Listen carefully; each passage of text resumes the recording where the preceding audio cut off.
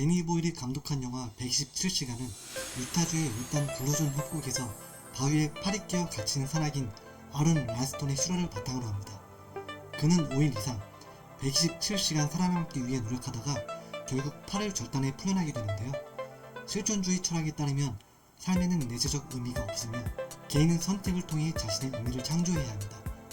아론은 자신의 공격의 부조리에 맞서 싸우며 자신의 운명에 대한 책임이 자신뿐이며 살아남기 위해 단호하게 행동해야 한다는 것을 깨닫게 됩니다. 영화 127시간은 영화에 기반이 된 실제 인물 유타주의 협곡에 갇힌 산악인 아론 랄스톤의 실화를 바탕으로 한 정기적 설명을 묘사합니다. 영화는 처음에 역동적인 다양한 사람들을 보여준 후 수많은 불특정 다수의 사람들 중 에런 한 명에게 포커스를 이동합니다. 매우 밝은 성격의 소유자 같아 보이지만 어딘가 모르게 근육 속의 고독이 느껴지는 아론 랄스톤. 이것은 불행은 누구에게나 예고 없이 찾아올 수 있다는 것을 암시합니다.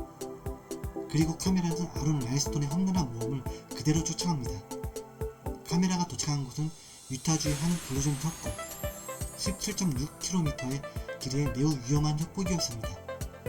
이곳에선 누구 하나 묻고 나와도 정말 아무도 모를 것 같네요. 이 영화는 익스트림 스포츠 매니아인 랄스톤의 암벽 등반 활동을 중심으로 전개되어 야외 탐험과 암벽 등반의 스릴을 포착합니다. 이름부터가 범상치 않은 아론 랄스톤은 암벽 등반에 대한 열정이 넘치는 미국 콜로라도주 덴버 출신의 엔지니어입니다. 많은 익스트림 스포츠 매니아들은 산이 거기 있으니까 오른다고들 합니다. 누군가는 오를 수 있기 때문이라고 합니다. 그렇게 높은 데 올라 그런 아름다움을 볼 수 있는데 안 오른다면 그것은 죄악이라고 합니다. 또 누군가는 집에 있으면 큰 먹구름이 날 계속 따라다니는 우울증 같은 게 있다고 합니다. 그런데 나와서 산에 오르면 그게 치유가 돼서 다시 태어난 느낌을 받는다고 합니다. 아론 랄스톤 역시 같은 생각이지 않았을까 합니다. 2003년 2월 아론은 등산 도중 눈사태가 발생하여 물속에 파묻혔어도 친구의 도움으로 그는 살아남았습니다. 눈사태 사건이 있은 지 불과 몇 달 후인 2003년 4월 26일 그날도 아론은 미국 유타주의 블루존 협곡에 아무에게도 메시지를 남기지 않은 채 홀로 여행을 떠납니다. 길을 잃은 여성 등반객들과 우연히 마주친 아론은 가이드를 자처하고 짜릿한 코스를 추천해줍니다. 그곳에서 계속 아찔한 자유낙하를 하며 아론과 그녀들은 어린아이들처럼 시간 가는 줄 모르고 한동안 즐거운 시간을 보냅니다. 그리고는 쿨하게 각자 갈 길 갑니다. 바위의 결을 느끼며 파쿠르를 하고 음악을 들으며 등반을 즐기는 모습이 순수한 매니아 같네요. 이 영화는 황무지의 혹독한 현실과 자연에 통제할 수 없는 측면이 두드러집니다. 개인적인 경험으로 미루어보면 산에 혼자 오르는 것은 정말이지 위험합니다. 실제로 2003년 군 병원에서 군 복무 시절에 부대 근처에서 민간인 등산객 3명이 한겨울에 눈 내리는 새벽에 길을 잃어서 얼어 죽었던 기억이 아직도 생생하게 기억납니다. 야생의 자연은 절대로 인간 친화적이지 않습니다. 때론 자연 선택적이며 때론 예측 불가능한 과정을 반복할 뿐이지요. 그 속에서 예고 없이 찾아오는 불행, 피할 수 없다면 즐겨라. 이 말은 온전히 바꿔 말하면 피할 수 있을 때 피해라 라는 뜻이 되기도 한다고 생각합니다. 안타깝게도 지금이 그 순간인 것 같습니다. 그래서 우리는 아론에게서 배워야 합니다. 운명을 회피하는 것이 아닌 극복하는 정신이 무엇인지. 이 이야기는 인간의 신체적, 정신적, 지구력의 한계를 탐구합니다. 고립된 랄스톤은 완전히 혼자이며 외부 세계와 소통할 방법이 없다는 것을 깨닫습니다. 다음은 인터뷰 내용입니다. 헬리콥터가 협곡의 머리 위로 도착했을 때 외부에서 일어난 일을 전혀 알지 못하는 저와 충돌하는 우주의 동시성, 그리고 협곡과 내가 겪은 일을 알지 못하는 구조대와 모든 일에도 불구하고 내가 조금 더 일찍 구조되었거나 조금 더 늦게 구조되었더라면 저는 죽었을 것입니다. 랄스톤은 플래시백과 환각을 경험하며 자신의 내면의 생각과 기억을 절실히 떠올리는데요. 평상시 가족에게 소홀히 했던 것에 대한 후회, 떠나보낸 여자친구에 대한 그리움들이 선명하게 기억납니다. 실제 인터뷰 내용입니다. 제가 그곳에 있었던 5째 날 밤 꿈같은 순간에 협곡은 어두웠지만 그곳을 떠나 거실로 가는 제 모습이 보였고 그곳에서 내가 들어가는 한 금발머리 소년이 내 미래의 아들이라는 것을 알았습니다. 나는 그의 눈을 똑바로 바라보았습니다. 정말 감동적인 순간이었습니다. 나는 단지 울고 있었습니다. 그래서 나는 확실히 계속해서 이 모든 원대한 모험을 극복해야 한다는 것을 받아들였습니다.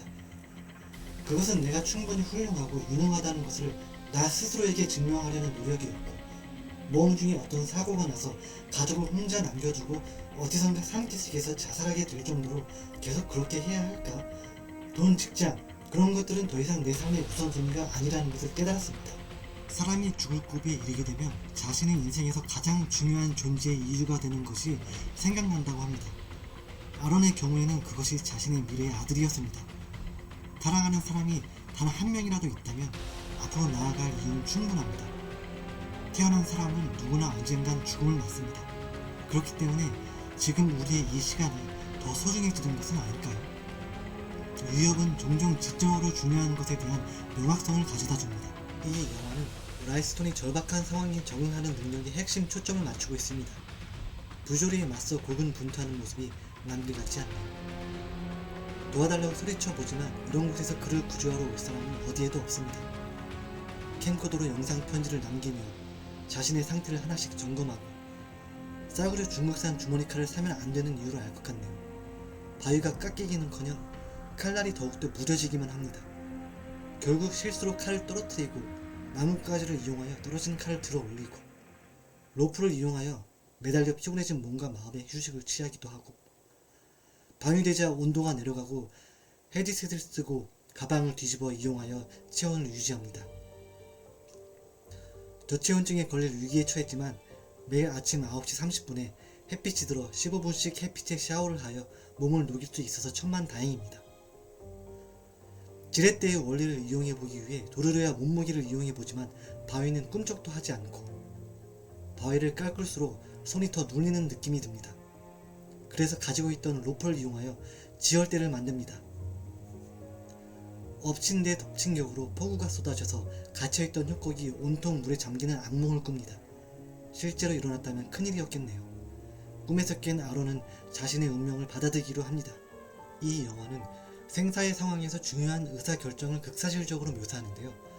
라이스톤은 자신을 구하기 위해 극단적인 조치를 취해야 하며 아론이 바위와 싸우는 모습은 인간의 한계와 우리가 통제할 수 없는 상황에 의해 우리에게 가해지는 제약에 대한 은유로 볼 수 있습니다. 그의 가침은 결정론에 대한 의문을 제기합니다. 그때까지의 그의 행동이 그를 불가피하게 이 순간으로 이끌었는지 아니면 그가 그것을 피할 수 있는 자유가 있었는지에 대한 의문을 합니다. 결국 팔을 절단하기로 한 그의 선택은 상황에 대한 자율성을 주장하면서 자유의지의 승리를 보여줍니다. 다음은 회고록 내용입니다. 좋아 아론, 그렇게 하는 거야. 넌 할 수 있어.